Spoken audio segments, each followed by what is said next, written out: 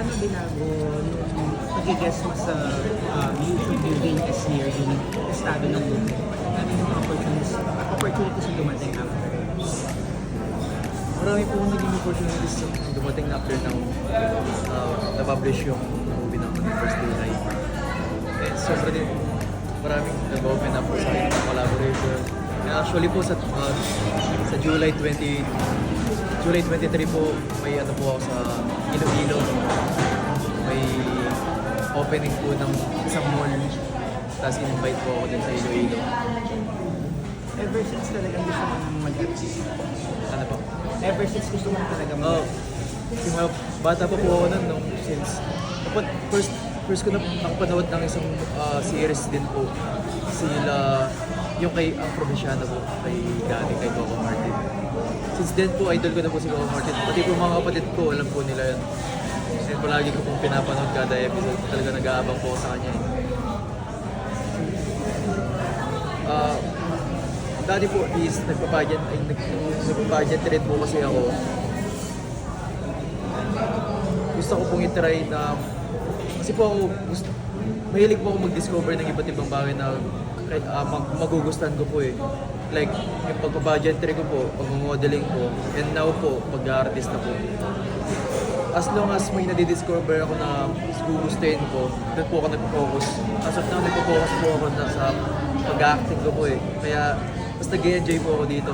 And marami po akong nagkikilala ng iba't ibang tao, kung paano magipag-interact sa ibang tao, kung ano yung mga advice na gusto nila sabihin. Kaya mas gusto ko po na dito po muna ako kasi mas masaya po yun. Yan kanina nabanggit mo, isa sa mga showbiz crush mo si Catherine Ferguson. Anong meron kay Catherine? Kasi yung mga rom-com niya po with Daniel Padilla po is sobrang galing niya po mag-acting talaga. And nalalabas niya po yung mga gusto niya sabihin. And so, nung last ko na-meet si Catherine Bernardo nung bench body of work po kami nasa backstage. Bench tower. Nasa backstage po kami. So, kumusta yung pagkakita mo sa kanila? Sobrang ano po ako na starstruck po talaga sa kanya. Sobrang ganda niya. Wow. Bukod sa pagpapageant, hindi mo ba naisipan sumali sa mga ibang PBB? Sa PBB po, pinag-iisipan Next ko po. season? Siguro sa next season po na try. Papala. Pero open ka naman kasi pag PBB, maraming pwedeng mong bash sa'yo after yung sumali. Open ka naman sa mga gano'n. Open lang naman po ako. Yan lang po sa akin. Hindi lang po natin maiiwasan na mabash ng ibang tao eh. Depende po siguro kung ano yung papakita mo sa kanila. How do you handle bashing? Wala. Dead. Dead man na. Dead na lang. Hindi ka na-affect ba? Di po ako nababash po ako sa ibang, siguro mga ibang tao. Pero nahayaan ko lang po. Wala po akong panahon para sa mga nababash po sa akin eh. Kung ano po yung gusto nila sabihin po nila. Nababasa ko po yung mga ganun pero nahayaan ko lang po. Actually, nandito yung isa sa mga basher. Si Bert, tanggalin niya. Ikaw, Justin. Justin, Jason, ano yung best thing about Sneer? Ayun po, best thing about Kester is sobrang genuine niya nga po. Yung napakabait niya, totoo po siya sa sarili niya. Marunong siya mag-isama, marunong siya magpasaya ng ibang tao. And gusto niya yung ginagawa niya. Talaga na-inspired din po ako sa kanya. Tas nung first day high po yung shooting po namin is naging mentor ko din po siya na tinuturuan niya po ako sa mga ganito, kung ano po yung gagawin ko. Parang ganun po. And also sa mga media ko po, yung social media account ko, tinutulungan niya po ako kung ano po i-ano po. Hindi naman po ipopost yung mga i-handle yung social media account ko. Tinuruan niya po ko linisin yung ano ko. Kasi sobrang kalat ng ano ko eh. Yung newsfeed. Hindi yung newsfeed. Yung ano po, yung tawag dito. Yung account ko, yung sa grid ko, main grid ko. Sobrang kalat ang account ko. So, tinulungan niya ako. Parang naging mentor ko na din po yun. Pero ba't hindi naman nagsiselos yung boyfriend ni Sneer? Hindi ko po alam eh. Siguro wala na po sila. Wala na po sila eh. Paano mo nasabi mo na sila? Matagal na po sila. Sinabi niya sa'yo? Sinabi niya, may napanood ko na isang ano din, na kung napanood niyo po yung kay Mimiya, Yung vlog nila. Opo. Kasi sinabi niya. sabi niya doon.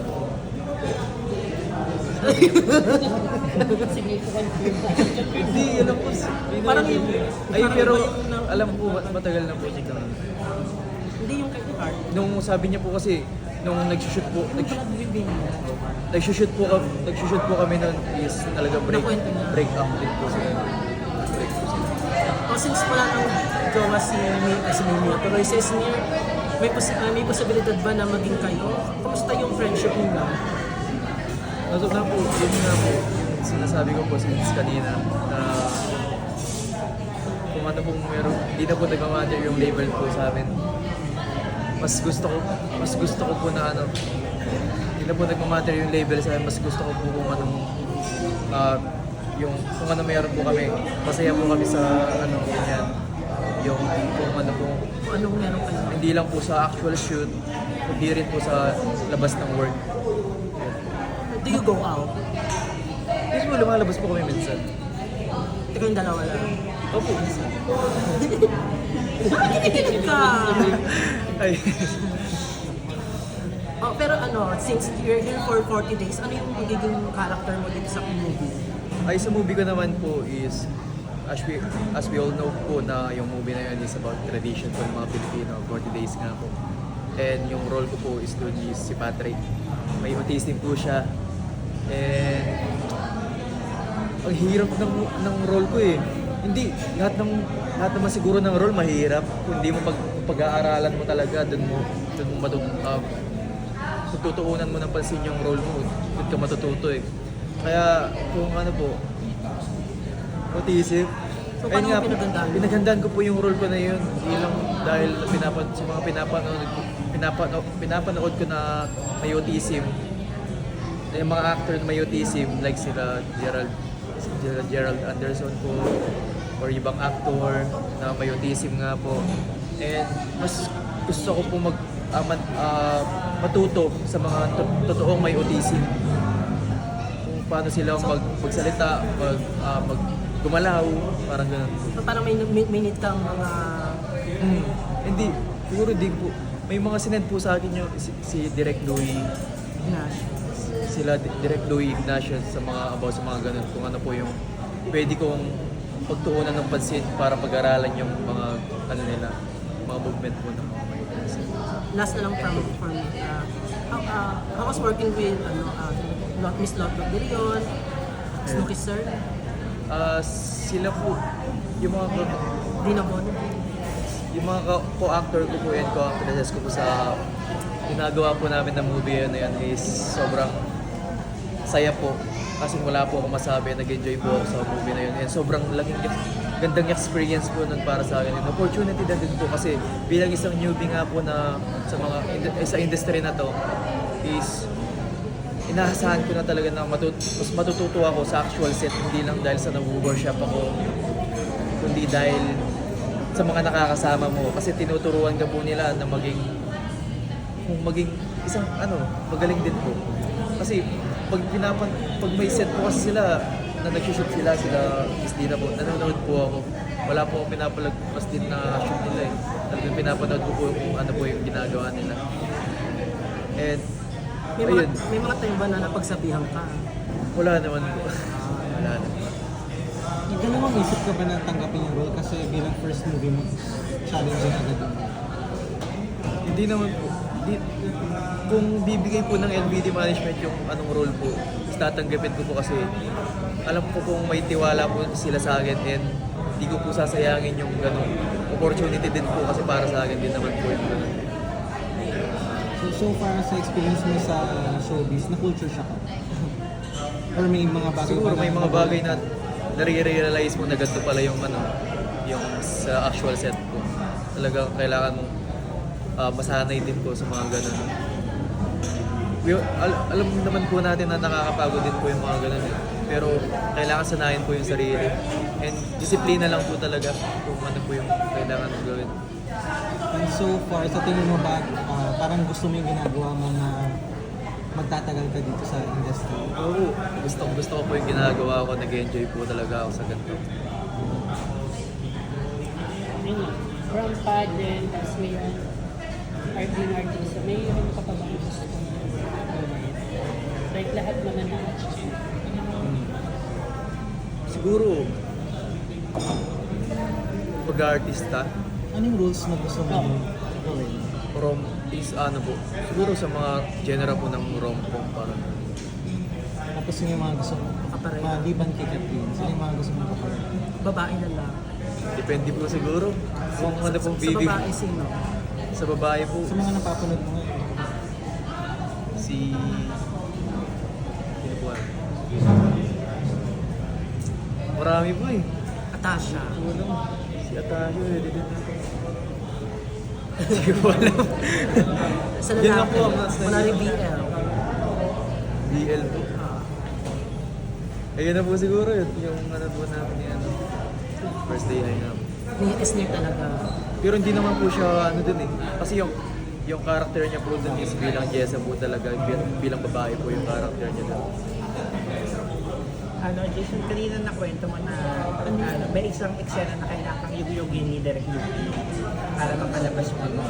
Hindi po. sila lahat, no? Ha? Miss Dina. Ah, para malabas mo. Hindi inalog-alog ka. Si Miss Dina. Si Miss Dina. Hindi po, actually po, may time, yung ano na po na yun, yun ang po inilog. Parang, inano niya lang po ako, tawag dito. Si Miss Dina po kasi, nasa scene po kami, kasi kami nun, nag-shoot na po yan. Actual shoot na po yan. Tapos umiyak na po ako nun. Kasi, tapos di ko na po alam gagawin ko, nakaano na po ako, nawawala na po ako sa sarili, yung sa, ano ko, sa emosyon ko. Parang, ginanyan niya po ako. But, yung pinakalma po ako, tapos hanggang umiyak po talaga. So nadala ka naman. Nadala din po ako sa kanya kasi sobrang galing niya po. Yung kung paano niya po i-ano yung i-express yung sarili niya, yung emosyon niya. Talagang perfect po, ang galing niya po. Tama masabi. How do you handle mga admirer katulad mo? Siya yung bash.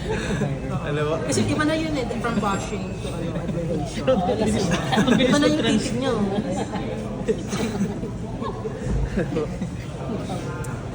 Kaya mataas ang ibibigay niyang score sa 40 days.